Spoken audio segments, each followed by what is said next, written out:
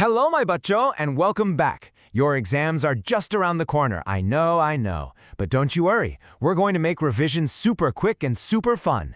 Today, we're tackling our lovely chapter, Papa's Spectacles, and we're going to make sure you get full marks. Ready? Cello, let's get started. First, tell me something honestly. Have you ever seen your papa or mommies searching for their keys when the keys are right in their hand? It's so funny, right? Well, it happens in every house, and this poem is about a sweet, funny moment just like that. So, here's our mission for today, my little detectives. First, we'll look at the case file, which is our poem. Then, we'll find some clues by answering questions. After that, we'll unlock some secret word clues, solve a few grammar puzzles, and right at the end, I'll give you a super summary for your exam. Sounds like a plan? Let's do it. Right then, detectives. Every investigation has to start with the main piece of evidence, and for us, that's our beautiful little poem. So let's read it together and see what happened. So the story begins. Papa is in a real pickle. He's lost his spectacles, his chashma, and it was his only pair. Oh no! He's searching absolutely everywhere. And you know, without his specs, everything stops. Poor Papa. He can't read the newspaper, he can't watch his favorite TV show, he can't even help in the kitchen. The whole house is in a state of confusion. So the big search is on. He's checking all the usual places. Inside his pockets, under the chair, near the window. He's looking high and low, but they're just gone. And just when Papa is about to give up, our little hero comes to the rescue. The child says, "Stop, Papa! Your spectacles are right there on your head." Can't you just imagine Papa's face? So surprised and so relieved. What a sweet moment. That was lovely reading. So, now that we know the whole story, a good detective always asks questions. It helps us make sure we've understood all the clues. Let's see how sharp your detective eyes are. Okay, here's your first clue. This one is super easy. I know you know it. What was the one thing Papa was searching for all over the house? Think about it.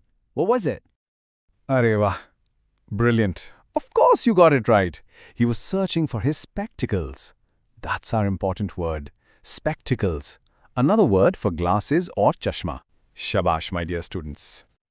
Okay, and now for the biggest clue, the one that solves the whole mystery. After looking absolutely everywhere, where were the spectacles hiding all this time?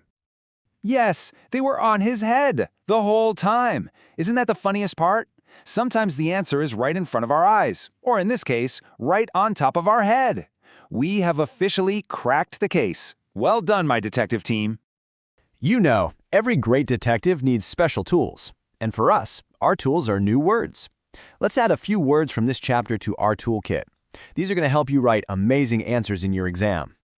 First up, the main word itself, spectacles. It's really just a slightly fancier way of saying glasses or chashma.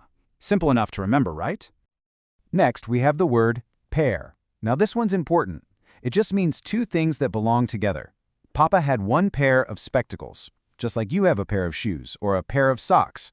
Two items, but we call them one pair. Then there's the word glanced. The poem says Papa glanced under his chair. That just means he took a very, very quick look. Not a long stare, just a little peek.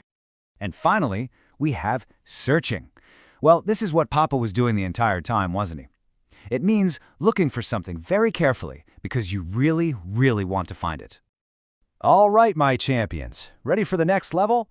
It's time to solve some grammar puzzles. These are like little brain games that'll help you score those extra marks and make your answers perfect. See, this connects to our new word, pair. Look, we say a pair of socks and a pair of shoes. Why? Because there are two of them. It's the same reason we say a pair of spectacles, because there are two lenses, one for each eye. Simple. Okay, quickfire round. Let's arrange these in ascending order. That means from smallest to biggest. Ready, set, go. For the fruits, cherry, strawberry, apple, and the giant watermelon. For clothes, handkerchief, towel, sari, bedsheet. And for the birds, sparrow, crow, hen, and the mighty eagle. See? You got it. Pop quiz, spelling alert. So many students get this word wrong in the exam. Look at the three options on your screen. Which one is the correct spelling? Point to it. It's the last one. S-P-E-C-T-A-C-L-E-S. Got it? Don't forget it. And we've done it. We cracked the case, we learned our new words, we solved the puzzles. Now for the most important part, your super summary. This is what you can look at one last time just before your exam.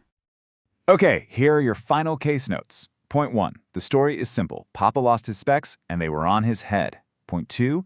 Our 4 new words are spectacles, pair, glanced, and searching. Point 3. The grammar trick is to remember to use a pair of for things that come in twos. And finally, the most beautiful point of all, the poem teaches us to be observant and helpful to our family. And that brings us to the end. You know, just like the child in the poem helped Papa, I want you to think about something today. What's one small, simple thing you can do to help your mummy or papa? It can be anything. Maybe just bring them a glass of water. Just think about it. Okay, all the very best for your exams. You are all superstars, and you're going to be fantastic. Bye-bye.